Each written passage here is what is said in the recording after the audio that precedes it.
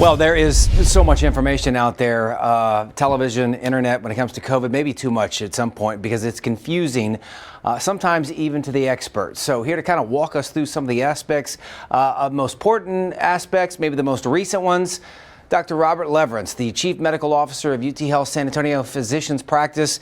He is my go-to and has been since March of 2020 when it comes to this.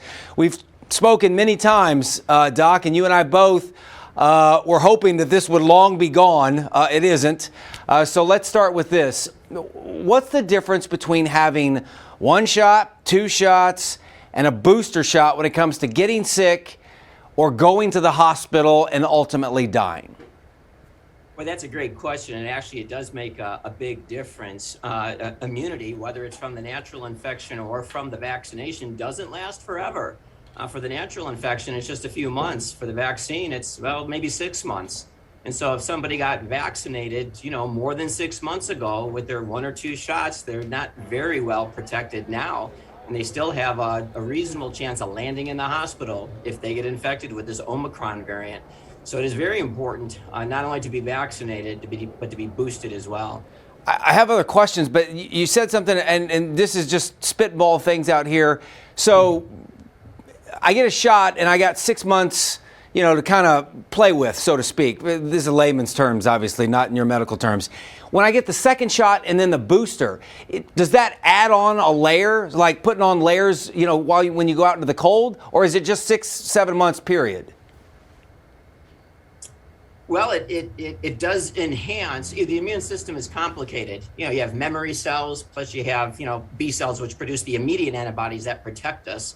And so it's complicated. And most of us can't pretend to know all the ins and outs of the biochemistry behind this. There's no question, though, that the booster augments the original response so that you're less likely to get sick from the next round. In what way? Like, how does that, we are talking about boosters now for someone as young as 12 years old. What does it do for the parents who are still on the fence there about getting their teenagers a booster shot? What's your message to them?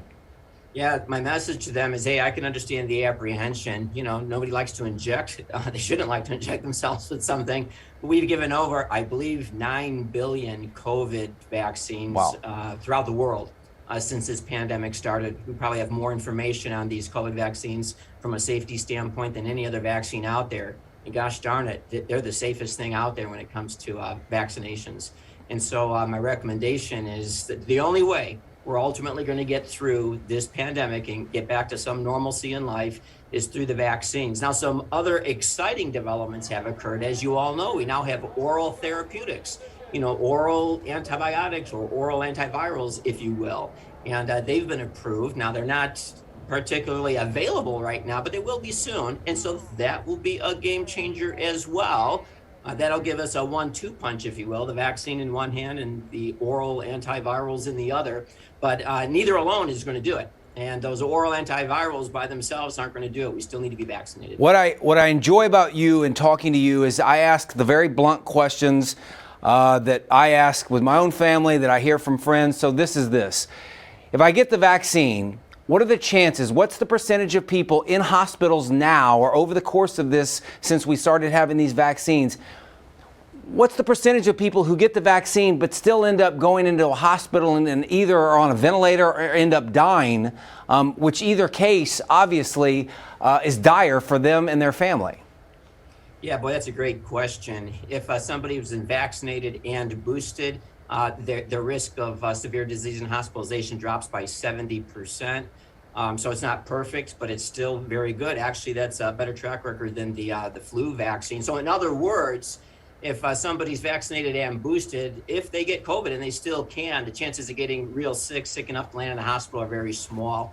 If somebody is vaccinated but not boosted, the risk of getting hospitalized is higher. They can. We see patients in the hospital who have received their primary vaccination. However, those folks tend not to get so sick that they land in the intensive care unit. They tend to get better and out of the hospital much quicker as well. So it does make a difference whether you've gotten no vaccine, your original series, or the original series plus the booster. They're telling me we're out of time, but I got to ask you this. To me, this is the most important. We've gone Delta, we did the original, we did Delta, we're doing Omicron right now. How many more variants could come? And maybe the bigger question of all, we all talk like this, when is this going to be nothing more than the average or common quote unquote flu? Yeah, I'm convinced that we will ultimately get there. All right, our arsenal of treatments is multiplying. We can do one reason why all the information is so confusing is because now we know so much more. However, I don't think anybody can predict which is going to be the next variant and how many more surges we're necessarily going to have. Obviously, we're hoping that this is our last one. I hope that, you hope that, we all do. One thing we know for sure, though, is that regardless of which variant we've seen thus far, the vaccines have been effective. And so I trust they'll continue to be effective. And if we run into a variant where it's not particularly effective, we'll come up with a vaccine that does. So even though a lot of recommendations have changed, some have not. And it's vaccinations that are going to get us through this, as well as these new oral therapeutics will help. Masking, of course, helps, especially during a surge. So some things have not changed. I hope that answers your question. You are perfect, as always. And just want to reiterate this, not only effective, the vaccines, but your words, safe. That is Dr. Robert Leverence from UT Health San Antonio. He's the top doc out there, the chief. So, sir, thank you so much for your time. We appreciate it and really appreciate your work and knowledge and guidance throughout this last two and a half years. Sir, thank you. All right. Well, thank you for having me as well and getting accurate information out. Thanks. Thanks.